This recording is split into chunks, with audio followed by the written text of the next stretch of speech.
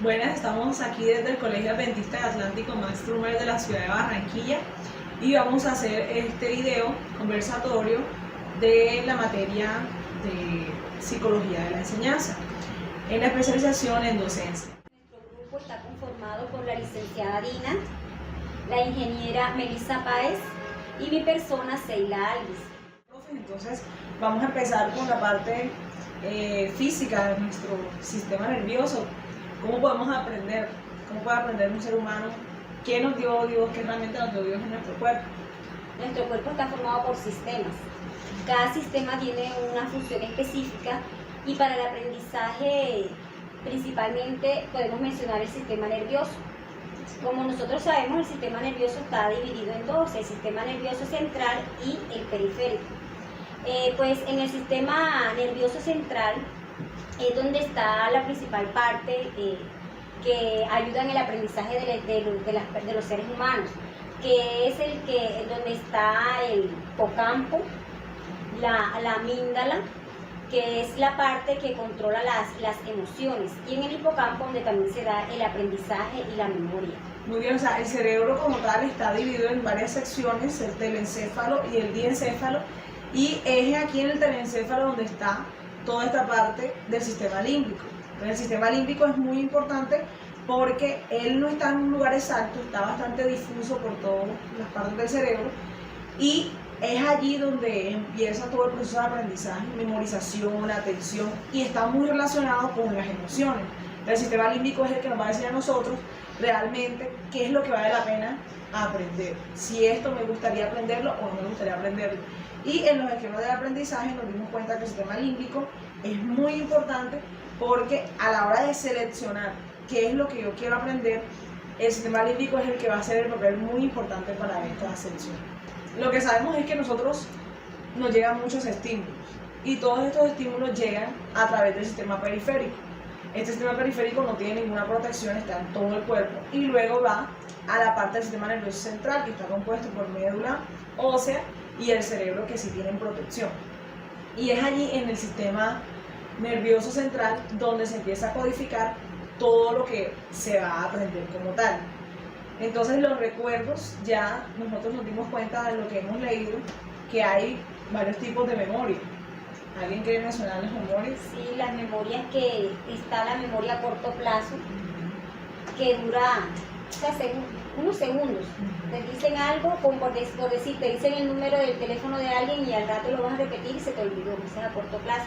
Está la memoria a largo plazo, que es donde se guarda toda la información que se da en los procesos de aprendizaje, y la otra memoria es la memoria de trabajo, que tiene que ver con aquella memoria que te ayuda a recibir todas esas, como la parte de las emociones, cómo reaccionas tú ante los cambios de las emociones que se te presentan. Es la memoria de trabajo. Muy bien, entonces en el cerebro, en el hipocampo, yo entendí que era muy importante para el proceso de aprendizaje, porque es como ese aprendizaje consciente, o sea, que lo que me permite a mí mantener la atención en algo que me llame la atención y que yo pueda hacer esa retención y esa codificación. Entonces vamos a hablar un poco de los esquemas de aprendizaje, que es un esquema y cómo se crean. Entonces, ¿qué entendieron ustedes, profe, de los esquemas de aprendizaje? Bueno, yo entendí que un esquema es básicamente una estructura, es decir, un proceso mental.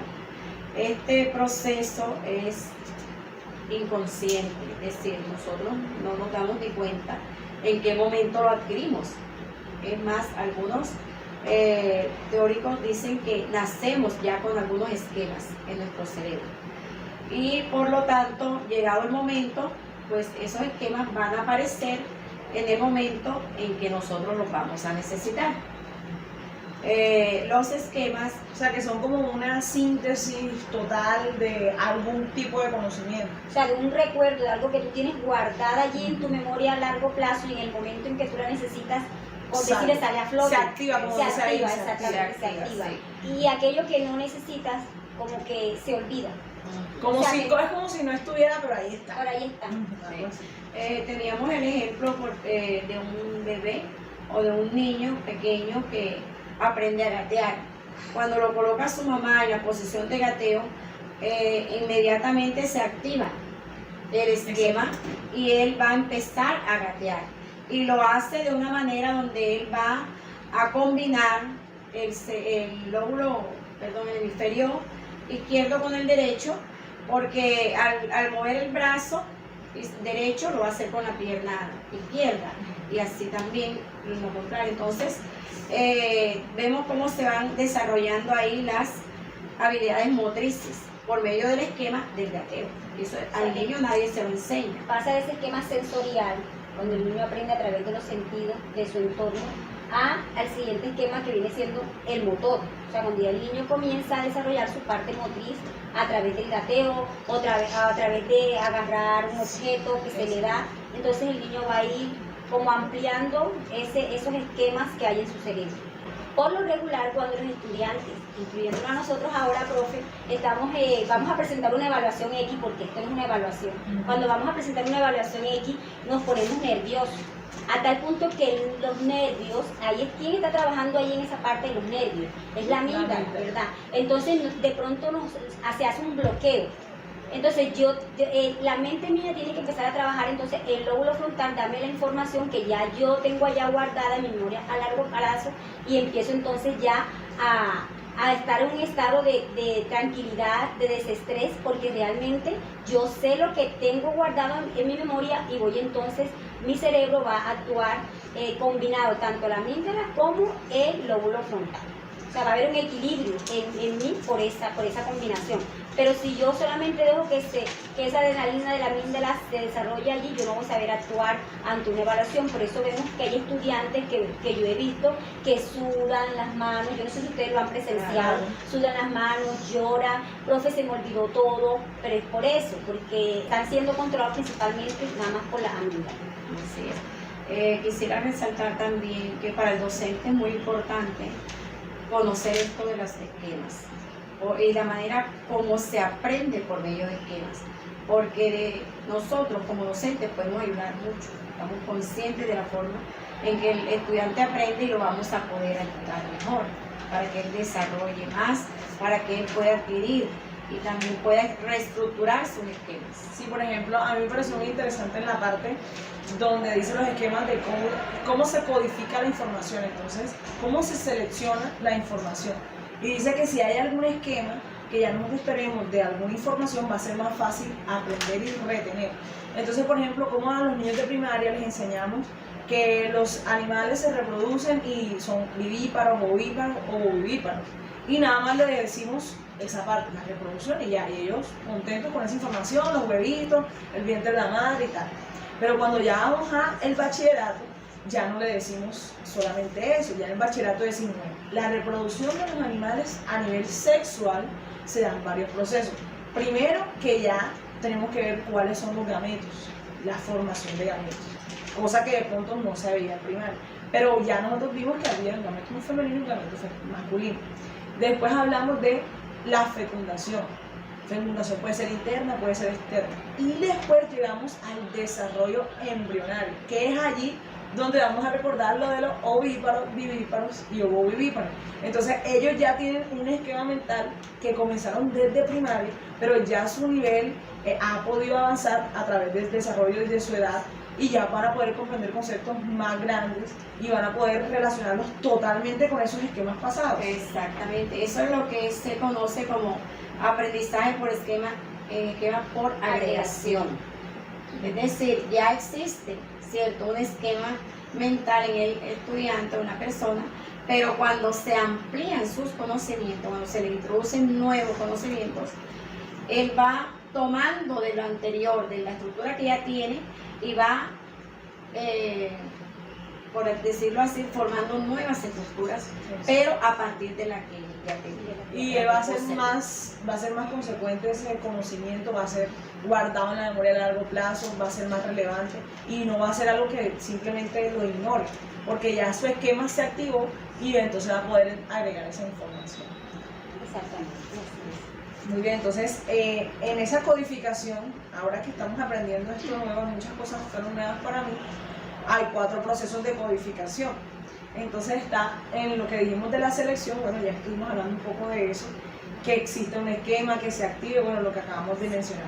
También está la abstracción que tiene que ver con esa, de ver cuál es el significado como tal, ya entonces ahí sí viene la parte semántica, de ver como lo más importante, ya el niño entonces dirá qué cosas nuevas aprendió, por ejemplo, del ejemplo natural. Y luego viene la interpretación. La interpretación es un proceso bastante arduo, pero es como lo que lleva finalmente a que se guarde en la memoria a largo plazo. Claro, porque es donde el niño realmente nos va a demostrar que aprendió. O sea, donde nosotros nos vamos a dar cuenta que realmente el aprendizaje fue significativo para él, a través de la interpretación. Porque se da todos los procesos de codificación anterior, pero ahí cuando ya llega esta parte es donde realmente, bueno, sí, yo aprendí esto, y en un momento que el niño lo necesite en su vida lo va a traer, lo va a recordar de manera inmediata porque para él fue significativo ese aprendizaje. Así es, y además que las teorías cognitivas modernas dicen que lo que el niño puede construir, lo que él puede inferir, es lo que más va a recordar. Exacto, y simplificar tal pronto conceptos que son muy complejos, la interpretación lo lleva a que se simplifique y a que se guarden, porque una de las cosas que estudiamos es que entre más sencillo y más compactada esté la información, más fácil va a ser almacenar.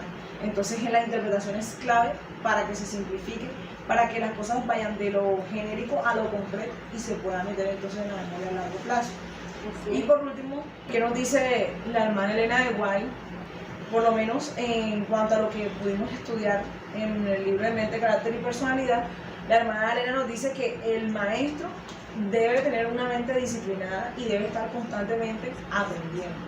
Porque de nada sirve que un maestro tenga muchísimo conocimiento si no busca estrategias, si no busca cómo actualizarse, si no trata de disciplinar su mente, que sea organizado su conocimiento. Y también nos dice que no puede tener una memoria inactiva, no puede ser indolente, sino que tiene que tener pensamientos definidos y tratar de constantemente progresar y aplicar más y mejores métodos, tratar de actualizarse. Va a ser como una frescura para el estudiante y va a ser un poder vivificante y va a poder ser inspirador para los estudiantes. Sí.